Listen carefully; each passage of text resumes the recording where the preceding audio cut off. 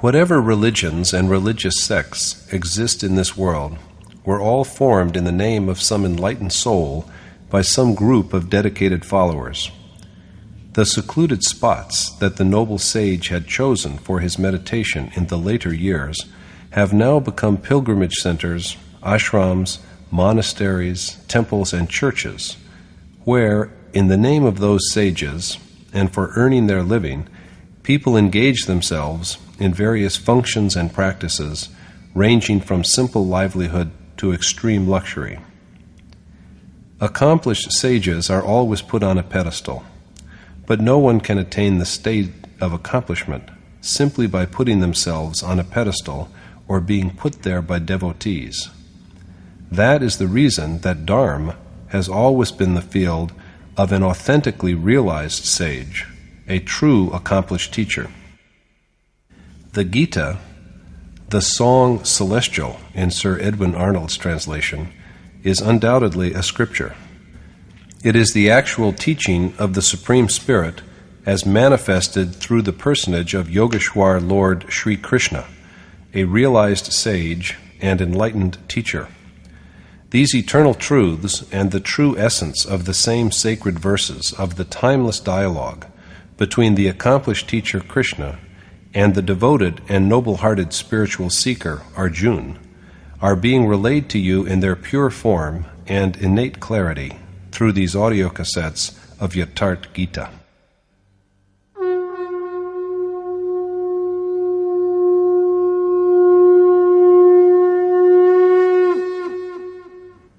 Om Shri Paramatmane Namaha. Yatharth Geeta, Srimad Bhagavad Gita. Chapter 10. An Account of God's Glory. In the last chapter, Krishna revealed the mysterious and definitely propitious knowledge that is the monarch of all knowledge. In chapter 10, he again takes up the subject and asks Arjun to listen to him carefully. But what is the need of repeating something that has already been elucidated? The seeker is in fact imperfect right up until the moment of attainment. The fabric of nature wears thinner as he is more and more absorbed in his contemplation of God, and fresh visions appear before him one after the other. This is made possible through a sage's, an accomplished teacher's, guidance. He does not and cannot know them by himself. In the absence of such a direction, the worshipper will be deprived of the attainment of God. So long as he is even slightly removed from his ultimate goal, it is evident that a crust of nature still endures, and there is an apprehension of his slipping and stumbling. Arjun is a disciple who has come under Krishna's shelter. He has begged the Yogeshwar to support him as he is his pupil who depends on him. So for the sake of this earnest and submissive disciple, Krishna speaks again on what he has already discoursed on in chapter 9.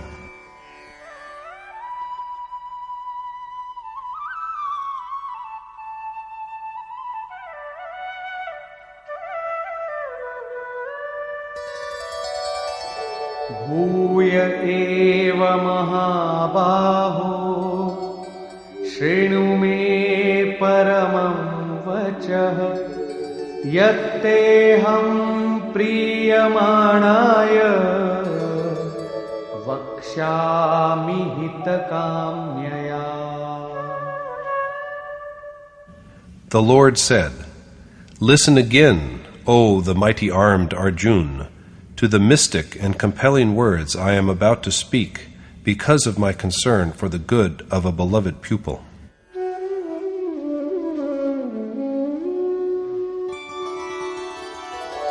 Name viduh suragana prabhavam namaharshayah ahamadirhi devanam maharshinam cha sarvashah.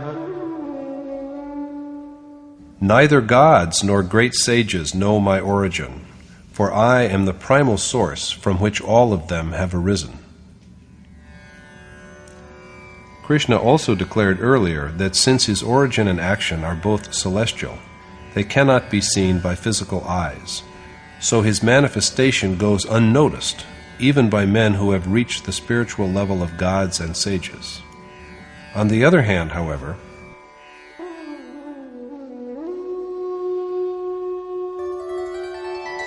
Yo mamajamanadim Vetti lokamaheshwaram asammudha samartyeshu sarva papai pramuchyate. The wise man among mortals, who knows my reality as the birthless, eternal, and supreme God of the entire world, is freed from all sins. The man who knows this is a man of true wisdom. In other words, a clear awareness of the omnipresent, eternal God is the knowledge that liberates one from sin and rebirth. This achievement also is a gift from Krishna.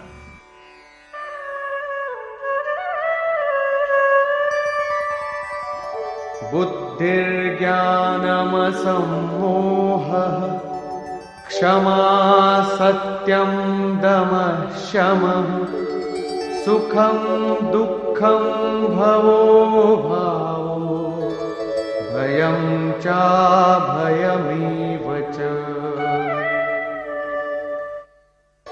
Ahimsa samata tushtihi Tapodanam yasho yashah Bhavanti bhava bhutanam Matta eva prithak vidhaha. All the manifold qualities with which beings are endowed, will, knowledge, freedom from delusion, forgiveness, truth, restraint of senses and mind, happiness and unhappiness, creation and destruction, fear and fearlessness, as well as abstinence from the desire to harm, equanimity of mind, contentment, penance, charity, fame and ignominy, are provided by none but me.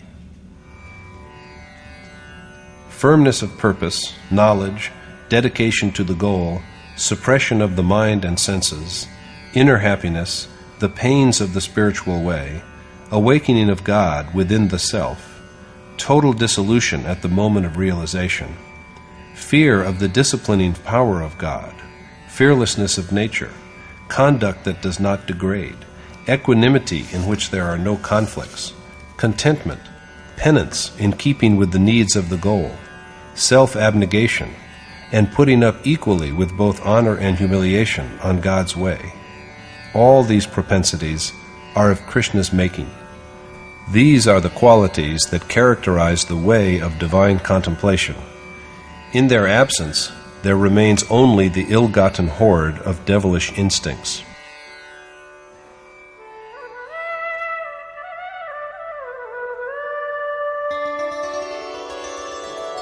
Maharshaya sapta purve Chatvaro manavastatha Madbhava manasa jata Yesham loka imah praja. The 7 great sages, the 4 who had been earlier than them, as well as Manu and others from whom all mankind has sprung, have all been shaped by the operation of my will. The 7 great sages, or rather the 7 successive stages of yoga, virtuous aspiration, discrimination, refinement of spirit, inclination to truth, disinterestedness, advancement on the spiritual path towards union with God, and along with them the molding of the 4 faculties of mind, intellect, thought, and ego, in accordance with the demands of yoga, are all creations of Krishna's will. That is to say, that they all arise from the determination to realize Him. Each of them complements the other. All these components of the treasure of divinity are Krishna's works. This treasure is dependent on the evolution of the 7 steps of yoga, and without them it cannot be.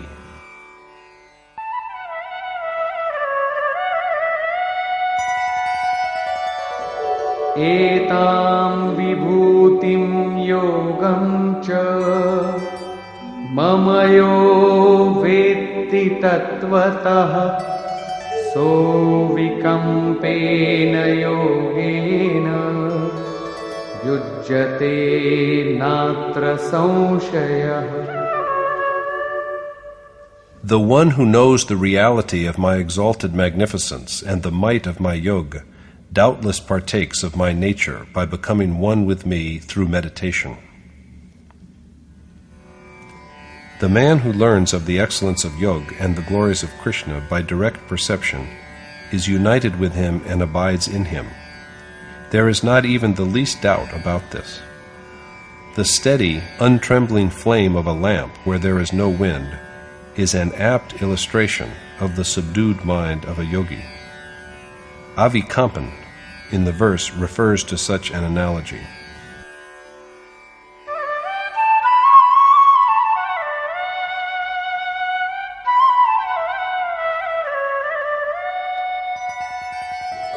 Aham sarvasya prabhavo mattah sarvam pravartate iti matva bhajante mam buddha bhava samanvita.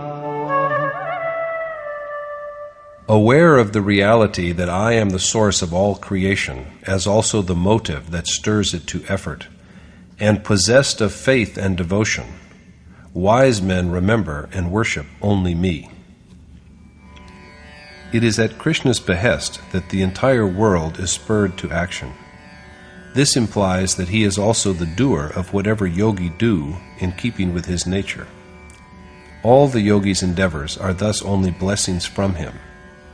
How it is so has been illuminated earlier, and now Krishna dwells upon how yogi constantly adore him.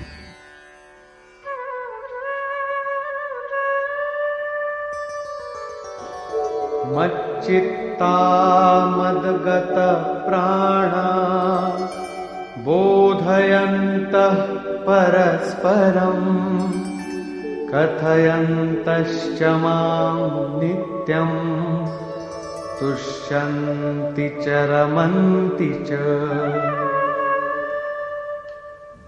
They who anchor their minds on me, sacrifice their breath to me, and are contented with speaking only of my greatness among themselves, always dwell in me. Men who devote their minds to Krishna alone, without thinking of anything other than him, and who dedicate themselves to him heart and soul, are always conscious of his ways. They are happy singing hymns of praise of his glories, and always abide in him.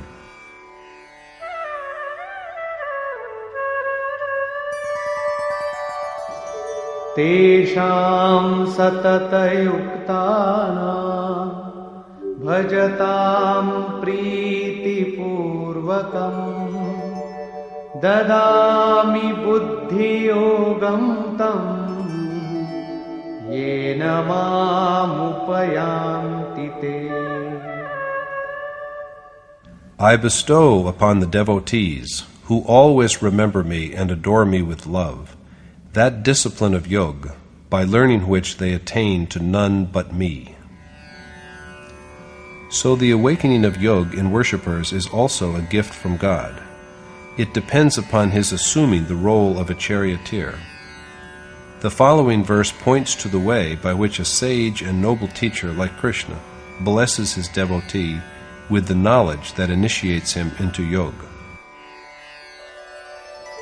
Teshamevanukampartham ahamagyanajam tamah nashayamyatmabhavastho jnanadipena bhasvata.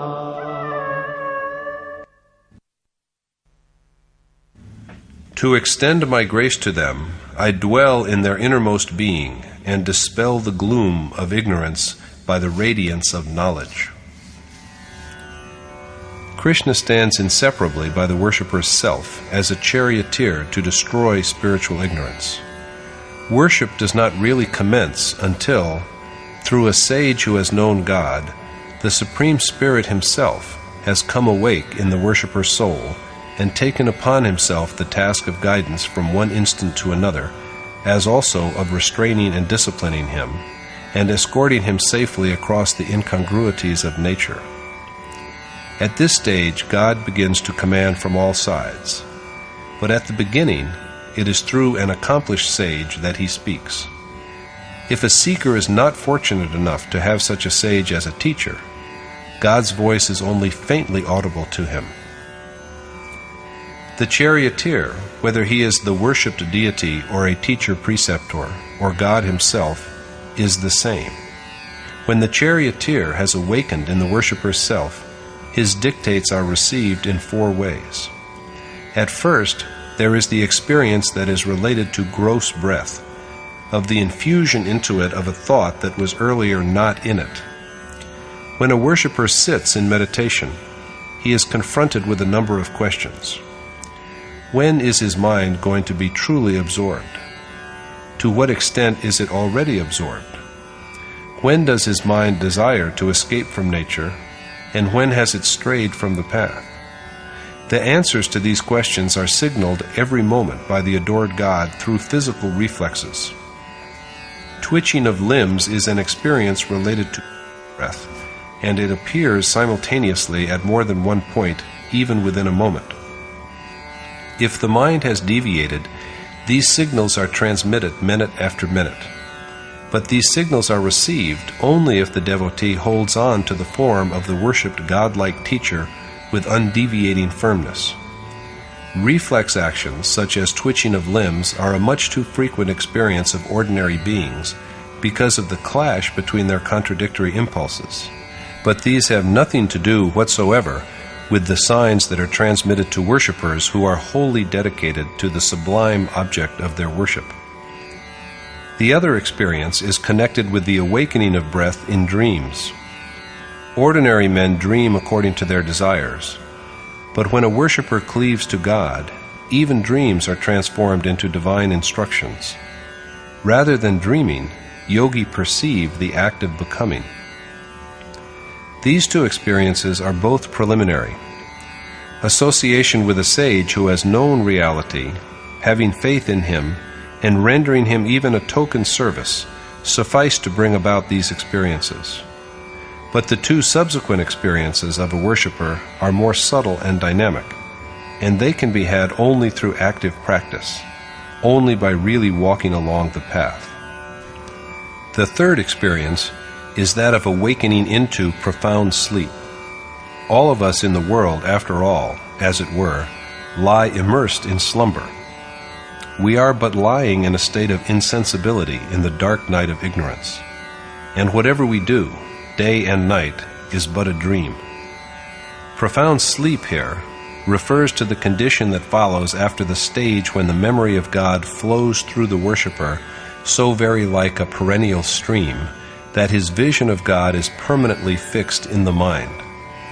This is that serene and blessed mood in which the worshipper is led gently on by his affections, and in which, while the physical breath is suspended, and he is laid asleep in body, he becomes what is called a living soul.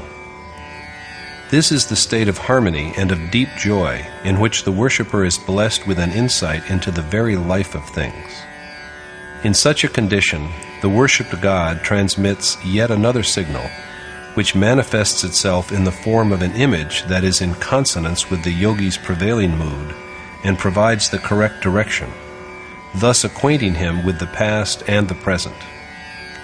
My revered teacher would quite often tell us that even like the surgeon who first renders a patient unconscious and then cures him by the application of a suitable remedy, God, when the flame of worship is strong and steady, imbues the devotee with awareness of the state of his faith and worship to cure his spiritual sickness. The 4th and final experience is of the spiritual awakening that leads to evenness of breath. This is the state in which the worshipper is on par with that God whose thought he has fixed his mind on as on a tangible object. This realization arises from within the self, and once this awakening has taken place, at every moment, while sitting idly or up and active, the worshipper previsions occurrences that shall be, and thus gains omniscience. This is the state also in which there arises a sense of oneness with the embodied self. This final experience is generated when the darkness of ignorance is dissipated by the light of knowledge through the agency of a timeless and unmanifest sage who has awakened in his soul. Arjun then speaks to Krishna.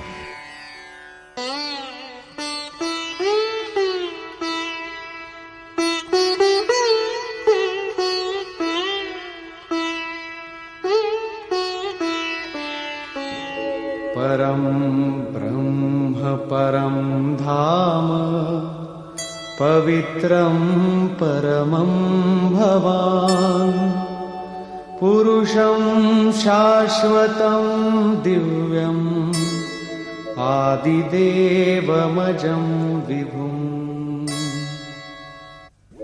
Ahustvam Rishayah Sarve Devarshir Naradastatha Asito Devalo Vyasah Swayam Chaiva Bravishimi. Arjun said, "It has been so said by even divine sages such as Narad, Asit, the sage Deval, and the great saint Vyas, that you are the radiant being, supreme goal, and absolutely unblemished, because all of them believe you to be the Supreme Spirit, who is the primeval, birthless, and all-pervasive God of all gods. And now you tell me the same." Radiant being and the word birthless are here synonyms for God and the final state of perfect bliss.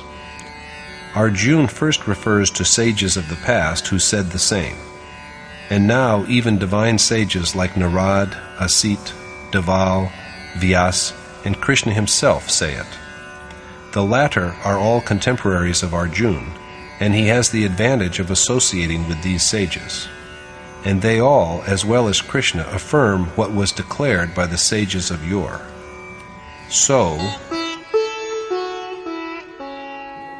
Sarvametadritam manye Yanmam vadasi Keshava Nahi te bhagavan vyaktim Vidur devana danava.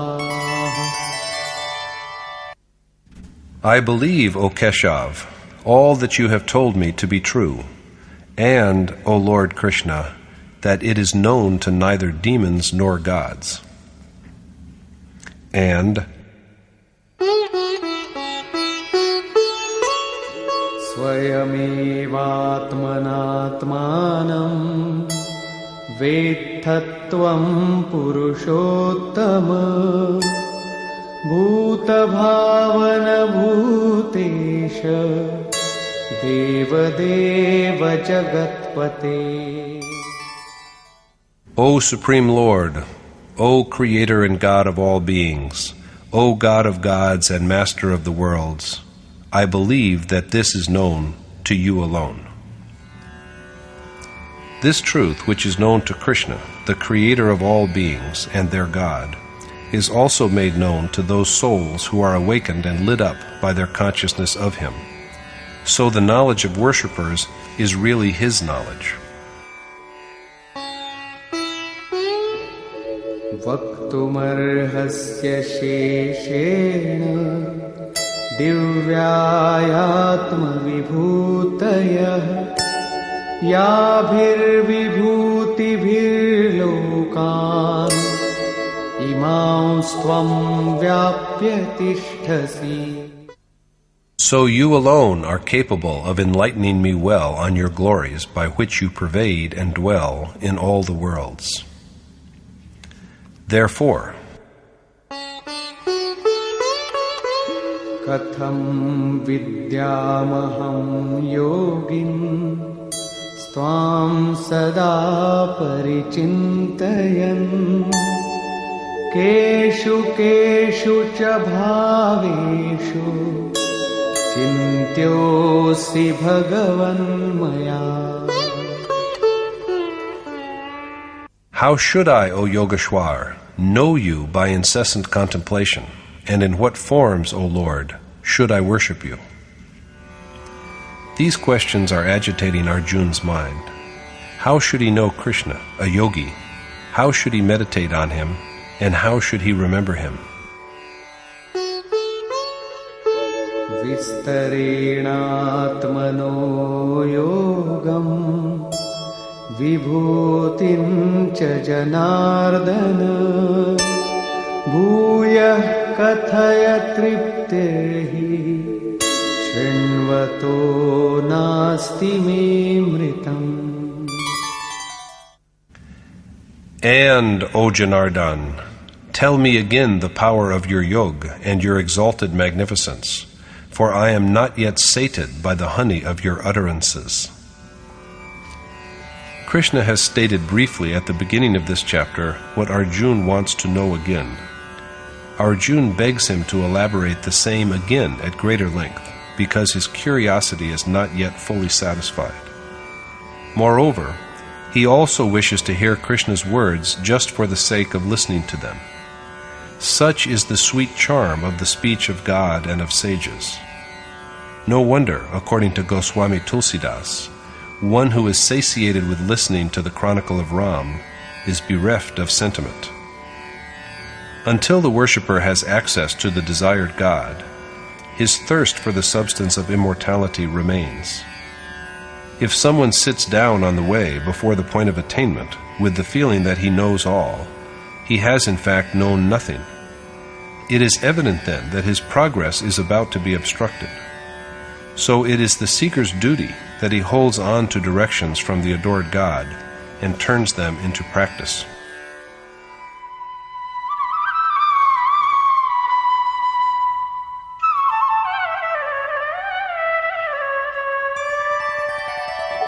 Hantate kathayishyami divyāyātma vibhūtayah pradhānyatah kuru shrestha nastyanto vistarasya me. The Lord then said, I shall now tell you of the power of my glories, for there is no end to my diverse manifestations. After this, he sets out to enumerate some outstanding instances of his numberless divine attributes. Ahamatma gudakesha sarvabhutashaya sthitah ahamadishcha madhyancha bhutanamanta evacha. I am, O Gudakesh, the self that dwells within all beings, as also their primeval beginning, middle, and end. Adityanamaham Vishnu Jyotisham Raviramshuman Marichir Marutam Asmi Nakshatranamaham Shashi. I am Vishnu among the 12 sons of Aditi, the sun among lights, the god Marishi among winds, and the sovereign moon among planets. Aditya and the other celestial beings referred to in the verse were taken as symbols of certain inner attitudes in the time of Krishna. They are all dwellers in the sphere of the heart. Vedanam samvedosmi Devanam asmi vasavah Indriyanam manaschasmi Bhutanam asmi chetana. I am also the Sam among the Ved, Indra among gods, the mind among senses, and the consciousness in beings. Among the Ved, Krishna is the Samved, for it is he whose song begets the state of equanimity. He is the Lord Indra among gods, and the mind among senses, for he is known only through restraint of the mind. He is also the power that gives beings their sense of awareness. Rudranam Shankarashchasmi Vittesho Yaksha Rakshasam Vasunam Pavakaschasmi Meruh Shikharinamaham. I am Shankar among Rudra, Kuber among demons and Yaksha, fire among Vasu, and the Sumeru among lofty mountains. Krishna is Shankar among Rudra. Shankar, Shankar, may be understood as the condition in which there are no doubts and irresolutions. In fact, Kuber, fire, and Sumeru are all metaphors for the discipline of yoga. They are all yogic terms.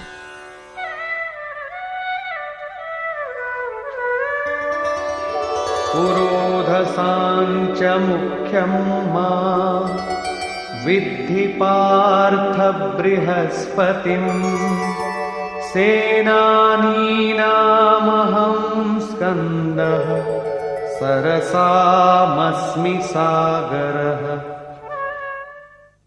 Be it known to you, O Parth Arjun, that I am among priests the chief priest, Brihaspati, Skand among martial chiefs, and the ocean among seas. Among priests who keep watch over the intellect that is like a gateway to the human body, Krishna is Brihaspati, the divine teacher of gods themselves, and so it is he who generates the treasure of divinity. Among martial commanders, he is Kartikeya, renunciation of action by which the destruction of animate and inanimate worlds, total dissolution, and the final attainment of God are effected. Maharshinam Bhriguraham Giramasmekam aksharam Yajnanam Japayagyosmi Sthavaranam Himalayah.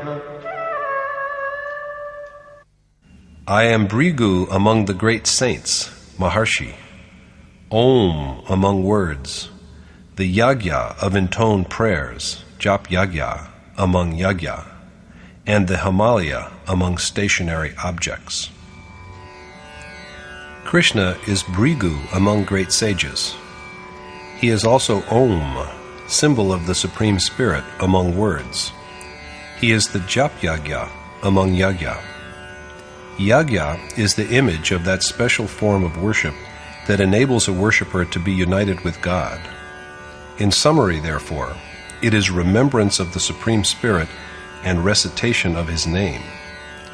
When, after having crossed the stages of two kinds of speech, the audible and the muttered, the name reaches the stage of Yagya, it is then recited by neither articulated speech nor from the throat nor even in thought. It then infuses every breath. There is then only a surging ahead unceasingly with the vision of God, mind engraved on every breath. The rise and fall, ascent and descent of Yagya and its different stages depend upon breath. It is something dynamic, a matter of action. Among stationary objects, Krishna is the Himalaya, cool, even and immovable, like the one God himself. At the time of doom, it is said, Manu was joined with a peak of that mountain. The immutable, even and tranquil God is never destroyed.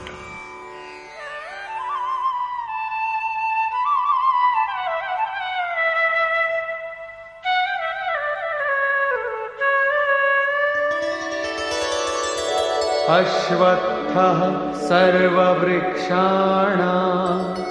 देवर्षीणां च नारदः गन्धर्वाणां चित्ररथः सिद्धानां कपिलो मुनिः.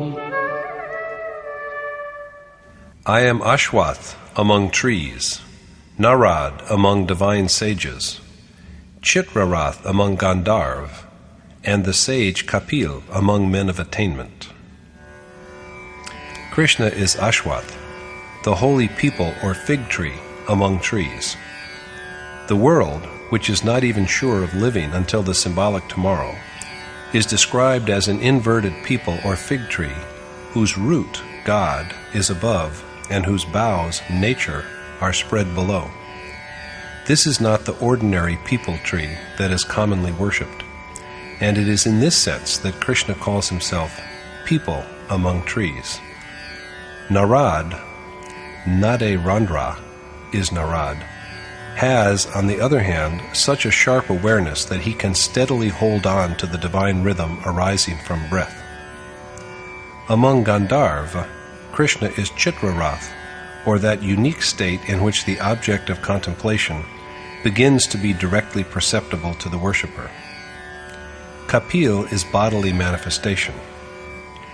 Krishna is that form as well as both the state as well as the immersion in that form, and also the divine message that is received from it.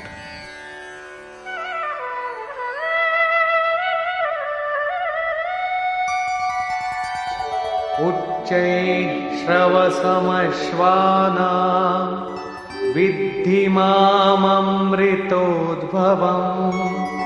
ऐरावतं गजेन्द्राणां नराणां च नराधिपम्. Know also that I am the nectar-born Uchashrav among horses, Airawat among pachyderms, and king among men. Every object in the world is perishable, and the self alone is indestructible. It is thus that Krishna is Uchashrav, Indra's horse that is said to have been churned out of the nectar that came from the ocean. A horse is a symbol of regulated motion. Krishna is the motion of the mind in its quest for the reality of the self. He is also king among men. A great soul is in fact a king, because he wants for nothing.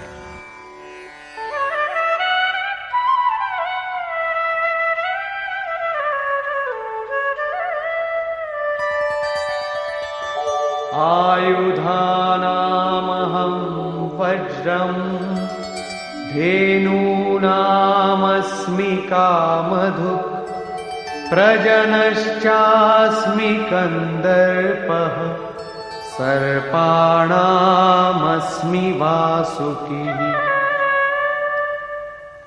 I am Vajra among weapons, Kamdanu among cows, Kamdev for procreation, and Vasuki, the king of snakes. Krishna is the most formidable among weapons. Among cows he is Kamdenhu. Kamdenhu is not a cow which serves appetizing delicacies in place of milk. Among sages it was Vashist who had Kamdenu. Symbolically, the word cow stands for the senses. Restraint of the senses is an attribute of the seeker who has learnt to grasp the object of his worship. When he succeeds in molding his senses in tune with God, his senses themselves become a, quote, kamdenhu for him. With this, he attains to the stage when the attainment of God is by no means beyond reach. A seeker at this level finds nothing beyond his grasp. Krishna is also Kamdev for reproduction. However, The birth he effects is not the physical birth of a male or female child. Such procreation, by both animate and inanimate beings, goes on day and night. Even rats and ants reproduce themselves. But the generation of new life by Krishna is the generation of new situations, change from one circumstance to another, by which the inner propensities themselves are changed.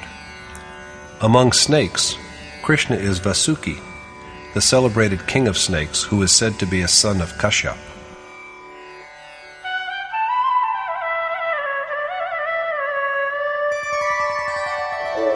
Anantaschasmi naganam varuno yadasamaham pitrinam aryama chasmi yamah sayamatamaham. I am Sheshnag among the Nag, snakes, the god Varun among beings of water, Aryama among ancestors, and Yamraj among rulers. Krishna is the infinite, or Sheshnag. Sheshnag is in fact not a snake. There is a description of its form in the composition called Srimad Bhagavad, which is contemporaneous with the Gita.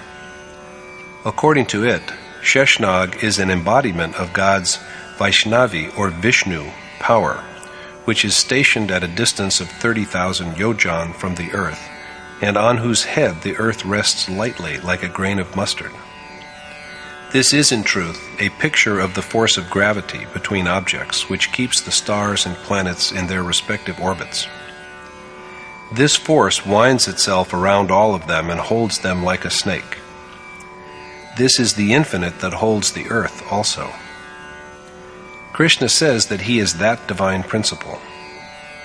He is also Varun, the king of amphibious beings, and Aryama among ancestors. Non-violence, truth, detachment, continence, and freedom from doubt are the 5 yam, or moral restraints and observances. The word ara represents the cutting off of the aberrations that appear in the way of their practice. Elimination of these evils brings to fulfillment the merits of actions done in a previous life, which then provides liberation from worldly bondage. Among rulers, Krishna is Yamraj, guardian of the restraints called Yam.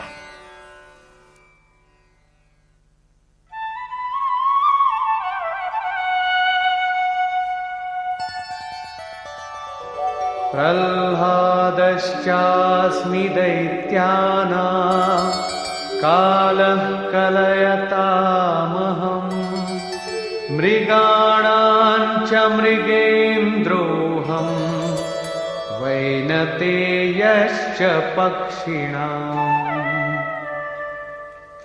I am Prahlad among Datya or demons, unit of time for reckoners, the lion among beasts, and Garud among birds.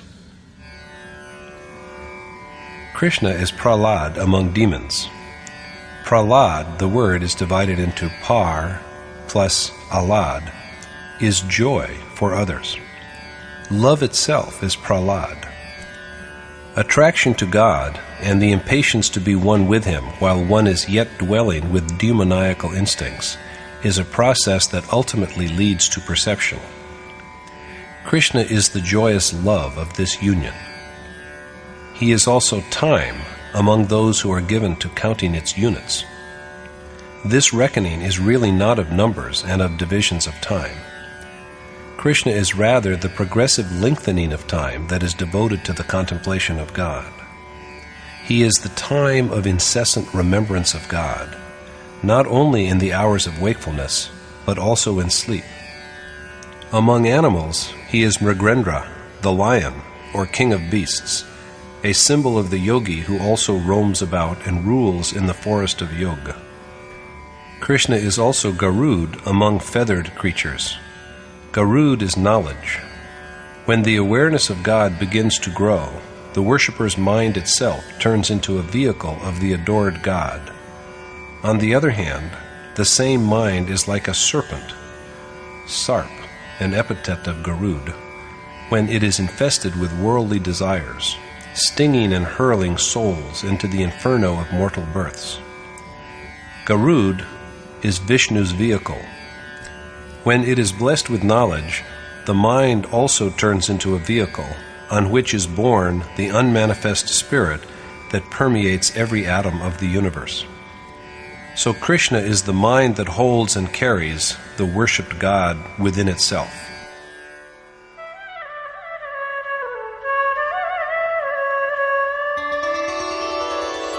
Pavanah pavatamasmi Ramah shastrabhitamaham Jashanam makaraschasmi Srotasamasmi Janhavi.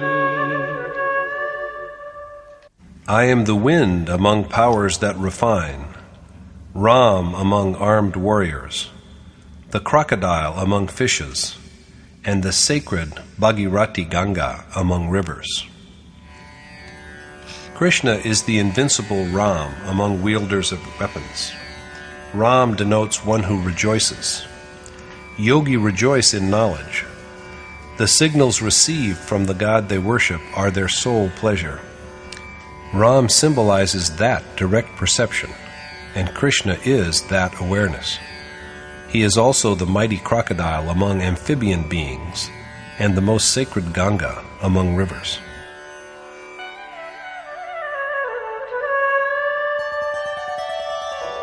Sarganamadirantashcha madhyam chaivaham Arjuna adhyatma vidya vidyanam vadah pravadatamaham.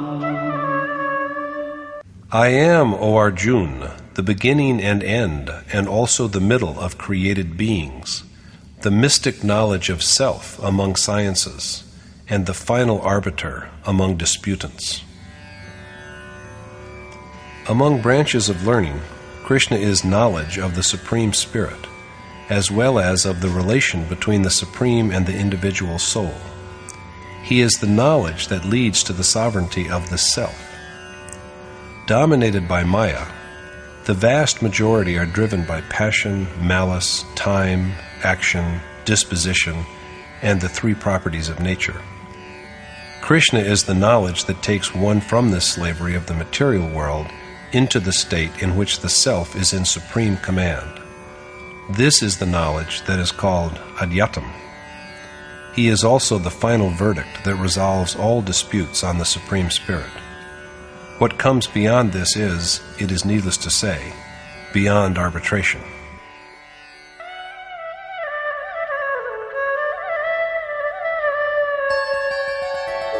Aksharanamakarosmi dvandva samasikasya cha ahamevakshayah kalo dhataham vishvato mukha. I am the vowel akar among the letters of the alphabet, dvandva among compounds, the eternal Mahakal amidst mutable time, and also the God who holds and sustains all. Besides being the first sound of the sacred Om, Krishna is also the imperishable, immutable time. Time is always changing, but he is that state, that time, which takes one to the eternal God. He is also the omnipresent Spirit, Virat Swarup, who pervades and sustains all.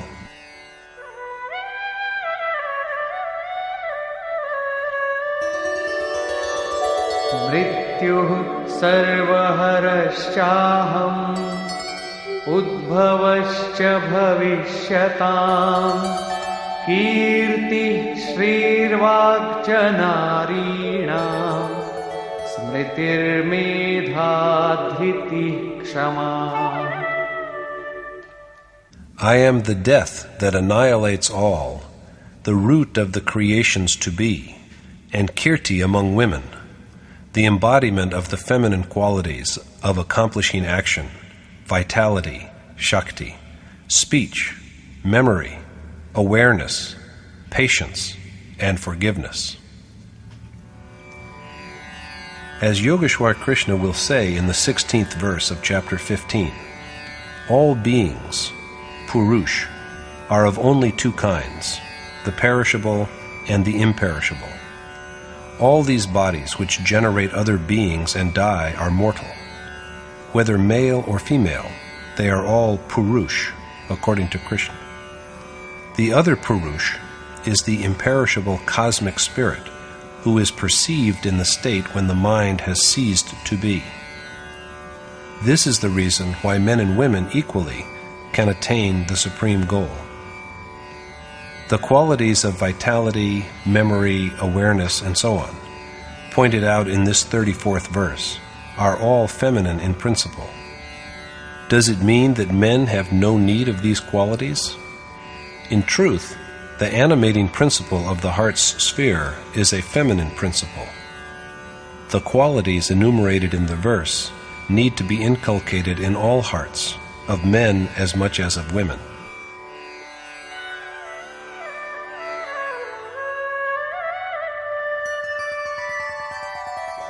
Brihat Sama Tatha Samna Gayatri Chandasamaham Masanam Margashirshoham Ritunam Kusumakarah.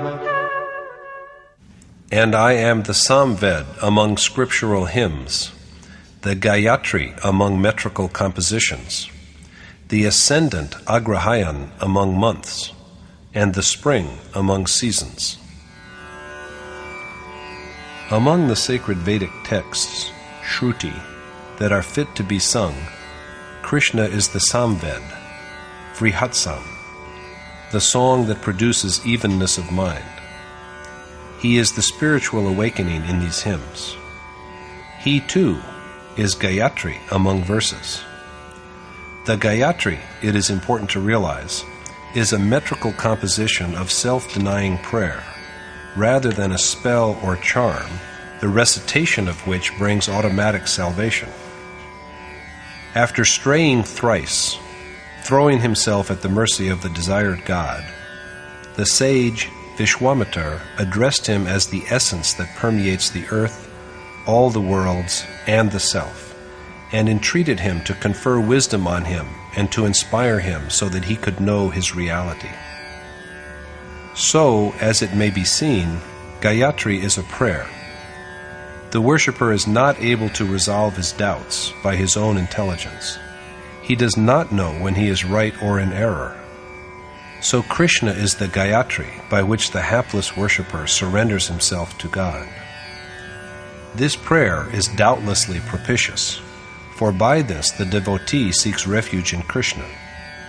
Krishna is also Agrahayan among months, the ascendant season of joy.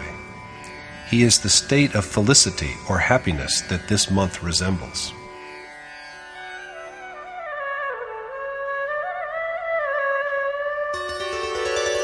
Yutam chalayatam-asmi Tejas-tejasvinamaham Jayosmi vyavasayosmi Sattvam sattvatamaham. I am the deceit of cheating gamblers, the glory of renowned men, the victory of conquerors, the determination of the resolved, and the virtue of the pious. The idea of gambling in the verse refers to the fundamental character of nature. Nature itself is a gambler and a cheat. To forsake outward show and engage in the way of private adoration to escape from the contradictions of nature is an act of, quote, deception. But to call it by the word deception is hardly appropriate, for such secretiveness is essential to the worshipper's security. It is required that the worshipper, although in possession of a heart that is lit up with knowledge, appear outwardly ignorant like a benumbed Bharat, like one who is insane, blind, deaf, and dumb. Although he sees, he should show as if he knows nothing. Although he hears, it should appear that he has heard nothing. The canon of worship is that it should be private and secret. Only then can he win in the gamble of nature. Krishna is the victory of winners and the resolution of men of enterprise. This was also said in the 41st verse of chapter 2. The determination required for yoga, its wisdom, and also the magnificence and enlightenment of virtuous men.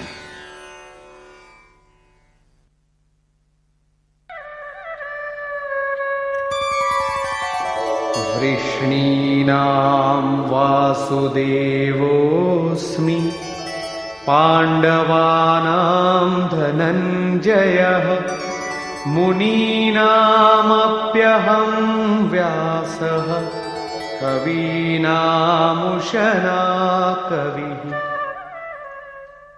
I am Vasudev among the descendants of Vrishni, Dhananjay among the Pandav, Vedvyas among sages, and Shukracharya among poets. Krishna is Vasudev, or the one who is everywhere, among the Vrishni race. He is Dhananjay among the Pandav. Pandu, father of the Pandav, is a symbol of piety. He is the one in whom virtue is awakened. Realization of the self is the only real and lasting wealth. Krishna is Dhananjay, the one who earns and stores the treasure of self-knowledge. He is Vyas among sages. He is the sage who has the ability to express the idea of perfection. Among poets, he is Ushna, Shukra, who has in the Ved the epithet Kavya attributed to him, and who also has the wisdom to lead the soul to God.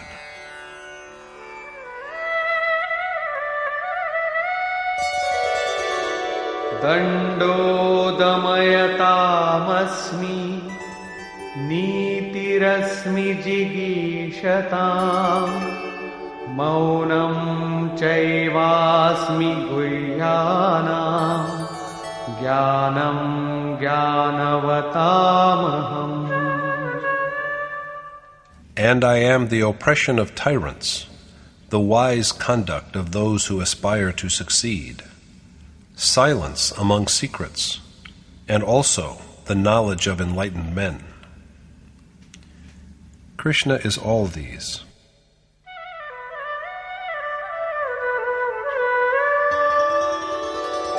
Yacchapi sarvabhutanam Bijam tadaham Arjuna Na tadasti vinayatsyan Maya bhutam characharam.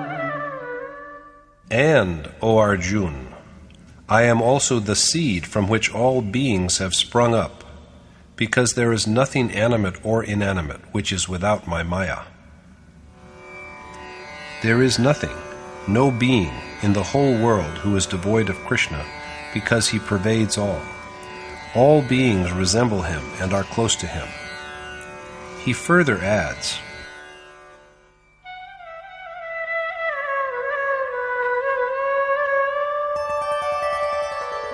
Nantosti mama divyanam Vibhootinam parantapa Esha tu deshatah prokto Vibhuter vistaro maya.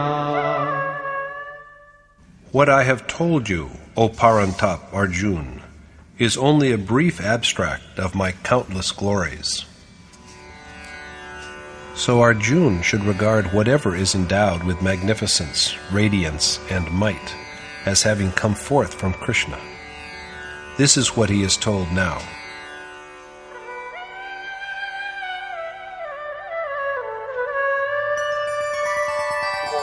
Yadyad vibhootimat-sattvam Shrimadurjitameva va tattadevavagachatvam mama tejonsha sambhavam. Know that whatever is possessed of glory, beauty, and strength has arisen from my own splendor. Krishna concludes his revelation of the omnipresent thus.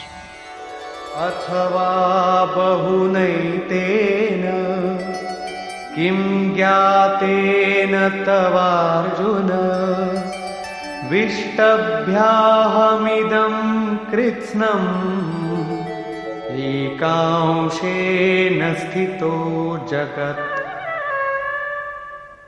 Or, instead of knowing anything more, O Arjun, just remember that I am here, and I bear the whole world with just a fraction of my power.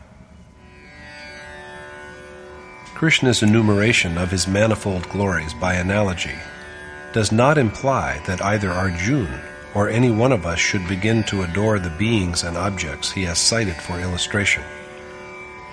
The exercise is rather aimed at enlightening men who are inclined to the worship of other gods and goddesses, as well as of objects and creatures such as trees, rivers, planets, and serpents, that they have acquitted themselves well of their duties to all these divinities, objects, and beings by just adoring Krishna alone. Conclusion. At the beginning of the chapter, Krishna told Arjun that he would instruct him again in what he had also told him before, because he was most dear to him. He was going to repeat the instruction, for a noble teacher's constant guidance is a necessity until the very moment of attainment. His origin, Krishna has said, is known to neither gods nor saints, because he is the primal source from which all of them are born. They do not know him because the universal state arising from attainment of the unmanifest God can be experienced only by those who have arrived at the supreme goal. He is a man of knowledge who knows Krishna, the birthless, eternal, and supreme God of the world, by direct perception. Arjun requests him to enlighten him at length on the signs of his greatness. This is correct because the worshipper's impatient curiosity to listen to his adored God should remain until the very moment of fulfillment. Beyond this he cannot go, because he knows not what lies within the heart of God. Thereupon, Krishna has summarized to Arjun 81 manifestations of his greatness. Whereas some of them illustrate the inner qualities that are developed by initiation into yoga, others illumine the glories that are earned by social achievements and accomplishments. At the end, after all this, Krishna tells Arjun that instead of knowing about him in detail, he should just remember that whatever in the three worlds is endowed with magnificence and beauty has arisen from his own radiant power. In this chapter, Krishna has thus acquainted Arjun with his manifold glories at an intellectual level, so that his faith withdraws itself from all distractions and is firmly centered on his destination. But even after listening to everything and comprehending them with much splitting of hairs, the essence of Krishna yet remains to be known, for the path leading to him is dynamic and can be trodden only by really embarking on action. Thus concludes the 10th chapter in the Upanishad of the Srimad Bhagavad Gita on the knowledge of the Supreme Spirit, the discipline of yoga, and the dialogue between Krishna and Arjun, entitled Vibhooti Varnan, or An Account of God's Glory. Thus concludes Swami Adgadanandji's exposition of the 10th chapter of the Srimad Bhagavad Gita in Yatharth Geeta. Hari Om Tat Sat.